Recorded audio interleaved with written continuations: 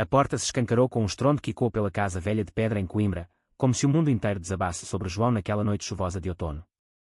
Seu pai, com os olhos flamejantes de fúria e as veias saltando no pescoço, apontou o dedo trêmulo para ele, gritando palavras que cortavam como lâminas: "Você não é mais meu filho. Saia daqui, seu depravado."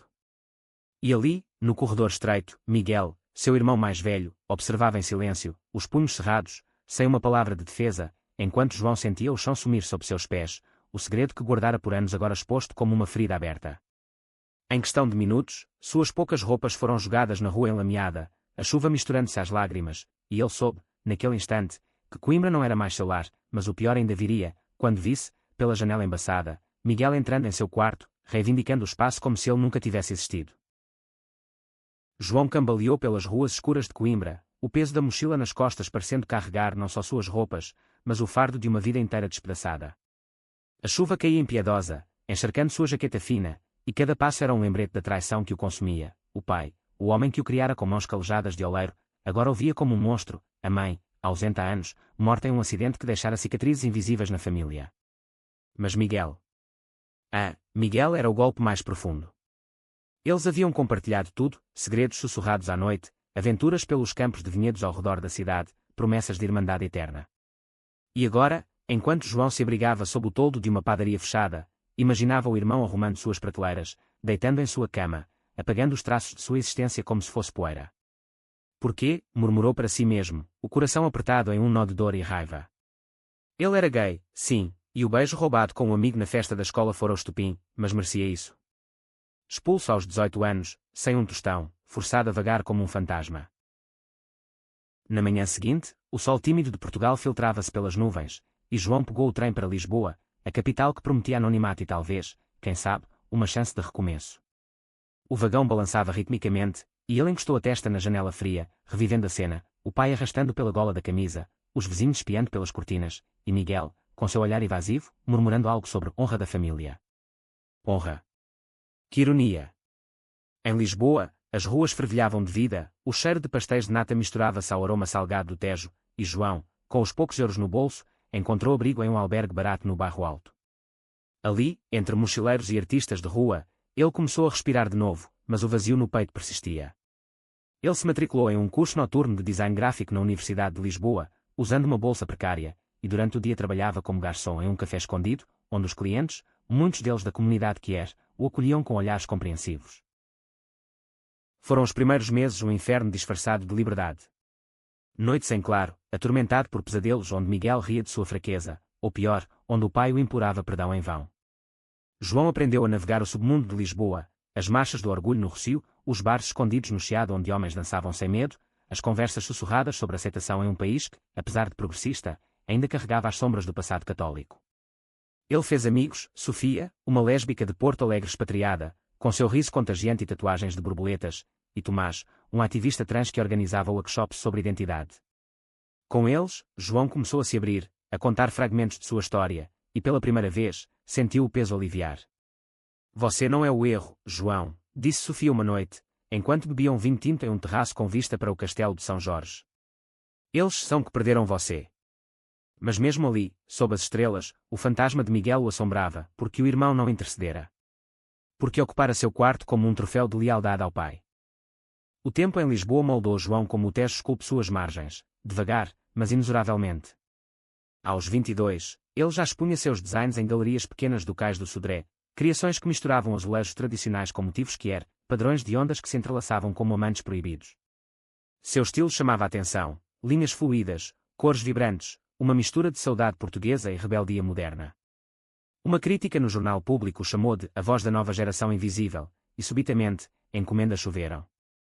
Ele alugou um estúdio apertado em Alfama, com janelas que davam para vielas onde fado ecoava à noite, e começou a namorar. O primeiro foi Rui, um músico de fado com voz rouca e olhos que pareciam carregar o peso do Atlântico. Eles se conheceram em uma performance no Bairro Alto, onde Rui cantava sobre amores perdidos, e João, hipnotizado, ofereceram um cartão de visitas. O romance foi intenso, cheio de passeios de elétrico pelo bairro, beijos roubados em escadarias floridas, mas também frágil. Rui, marcado por uma infância repressora em Évora, temia o compromisso, e uma briga boba, sobre visitar a família de João, que ele nem tinha mais, os separou. Você carrega fantasmas demais, dissera Rui antes de partir, deixando João sozinho com seus desenhos inacabados. A dor do rompimento o jogou em um vórtice de trabalho. Ele mergulhou em um projeto ambicioso, uma série de murais para o orgulho de Lisboa, retratando histórias de resiliência. Um deles, inspirado em si mesmo, mostrava um jovem expulso de casa, caminhando para o horizonte com asas feitas de fragmentos de azulejos quebrados. A inauguração foi um sucesso, com a praça lotada de aplausos, e ali, entre a multidão, João conheceu Alex. Alto, com sotaque americano misturado a um português fluente, Alex era um jornalista freelance cobrindo a cena que era europeia. Seus olhos verdes brilhavam com curiosidade genuína, e quando ele se aproximou para uma entrevista, algo clicou. Seu trabalho não é só arte, disse Alex, com um sorriso que iluminava a noite. É uma ponte sobre abismos. Eles conversaram até o amanhecer, caminhando pelo Tejo, e pela primeira vez em anos, João sentiu uma conexão que ia além da superfície, uma compreensão mútua das feridas invisíveis. Alex veio de Nova York, fugindo de uma família conservadora que o deserdara por ser gay e ativista, e em Lisboa encontrou um refúgio. Seu relacionamento com João floresceu como os jacarandás na primavera, devagar, mas com raízes profundas. Eles coabitavam o estúdio, Alex escrevendo artigos à mesa improvisada enquanto João rabiscava esboços no chão. Noites de vinho e conversas sobre o futuro, viagens a Sintra, planos de expor em Berlim, se uma teia de intimidade. Mas mesmo na felicidade, as sombras persistiam. João sonhava com Coimbra, com o quarto que fora seu, agora de Miguel. Ele evitava notícias da família, mas Sofia, sempre conectada, um dia deixou escapar: seu pai está doente, João. Câncer. E Miguel? Ele se casou, tem uma vida lá. As palavras o atingiram como um soco, e naquela noite, ele chorou nos braços de Alex, confessando o ódio misturado ao amor pelo irmão. Ele me traiu, mas eu sinto falta dele. Como se fosse possível odiar e amar ao mesmo tempo. Alex o abraçou forte: é possível. É humano. Os anos se desenrolaram como páginas de um livro antigo, cheios de reviravoltas que João mal podia prever. Aos 25, sua carreira decolou. Uma exposição solo no Museu de Arte Contemporânea de Lisboa atraiu colecionadores internacionais, e ele ganhou um prémio da União Europeia por Inovação Cultural. Alex, ao seu lado, publicou um livro sobre identidades queer na Península Ibérica, com um capítulo dedicado a João, o artista das sombras iluminadas. Eles viajaram juntos pela costa alentejana, dormindo em quintas isoladas, onde o mar sussurrava segredos de liberdade. Mas o idílio foi interrompido por uma carta inesperada, chegada em um envelope amarelado, postada de Coimbra. Era de um advogado. O pai de João morrera, deixando uma herança modesta, e o antigo lar, agora vazio, para ser dividido entre os filhos. Miguel insiste em vender, dizia a nota. Mas há algo que você deve ver antes. João hesitou por semanas, o papel queimando em sua gaveta. Alex o encorajava: vai. Enfrenta os fantasmas, ou eles te devoram. Finalmente, ele pegou o trem de volta a Coimbra, o coração martelando como o apito da locomotiva.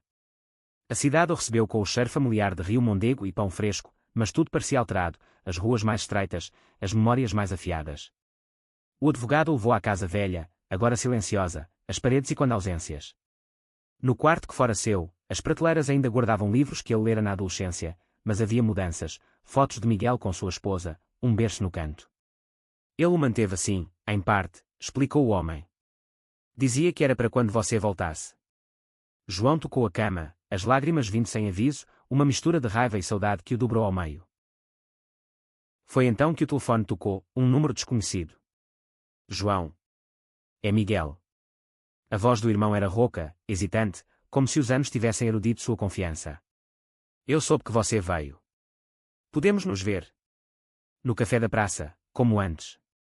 João concordou, o pulso acelerado, e meia hora depois, lá estava Miguel, mais magro, com rugas precoces ao redor dos olhos, o mesmo cabelo curto e castanho.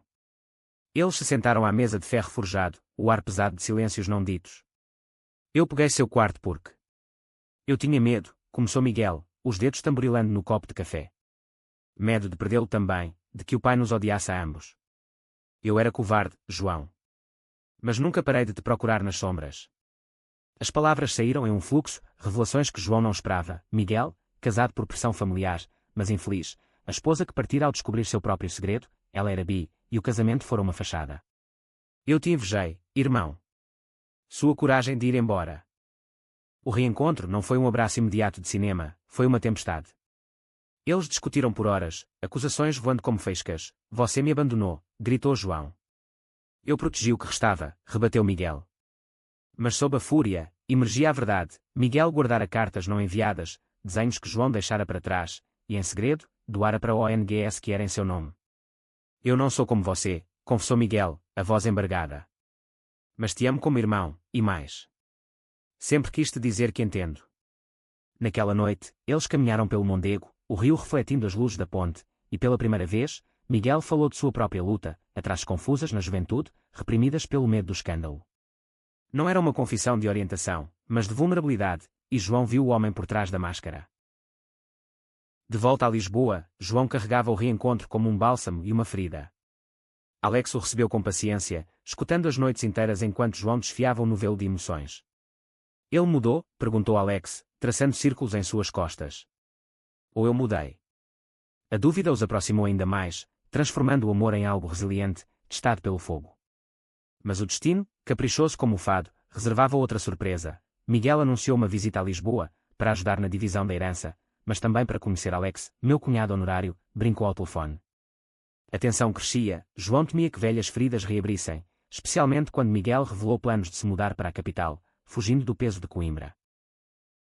O clímax veio em uma noite de gala no Lisboa Factory, onde João exibia uma nova coleção inspirada no reencontro, murais de irmãos entrelaçados por fios de luz, simbolizando laços rompidos e tecidos de novo.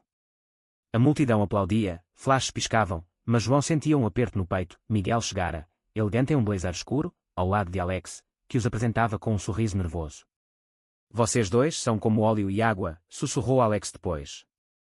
Mas o confronto veio inesperado. Durante o coquetel, um crítico conservador, eco de velhos preconceitos, zombou publicamente de João, arte de vitimismo gay, para atrair subsídios europeus. A sala congelou, e antes que João pudesse reagir, Miguel avançou, a voz firme: meu irmão é um gênio que superou o que você nem sonha. Cale-se, ou eu exponho suas hipocrisias. O silêncio foi ensurdecedor, seguido de aplausos hesitantes, e João, atonito, viu nos olhos do irmão o defensor que sempre desejara. Naquela noite, sob as estrelas do terraço do Lisboa, os três brindaram com vinho do Douro. Miguel confessou mais: eu ocupei seu quarto para me punir, João. Dormia mal, sentindo sua ausência como um buraco. E então, o passo mais ousado, Miguel revelara sua bissexualidade para a família extensa, arriscando o que restava de laços frágeis. Você me inspirou a ser honesto. Alex, tocado, propôs: vamos fazer disto uma família de escolha. As lágrimas vieram, não de dor, mas de liberação, e João abraçou o irmão, sentindo o ciclo se fechar. Meses depois, a Casa de Coimbra foi transformada em um ateliê comunitário para artistas queer, financiado pela herança compartilhada. Miguel se instalou em Lisboa, trabalhando como professor de História, e os fins de semana eram preenchidos por jantares barulhentos, Sofia trazendo brigadeiros, Tomás contando anedotas, Rui reaparecendo como amigo platônico. João e Alex, agora noivos em uma cerimônia simples no Tejo, planejavam o futuro com Miguel como padrinho. A jornada não fora linear, houvera recaídas, discussões acaloradas sobre o passado, mas cada conflito forjara laços mais fortes. Em uma carta final ao pai, que nunca leria, João escreveu: eu perdoei, não por você, mas por mim. E encontrei uma família maior. O sol se punha sobre Lisboa, tingindo o céu de tons de âmbar, e João, de mão dada com Alex, olhava para o horizonte onde Miguel acenava de uma ponte distante. A vida, com suas expulsões e reencontros, era um mosaico de azulejos, quebrados, sim, mas belos em sua imperfeição. E ali, no coração de Portugal, eles dançavam ao ritmo do fado da resiliência, livres enfim.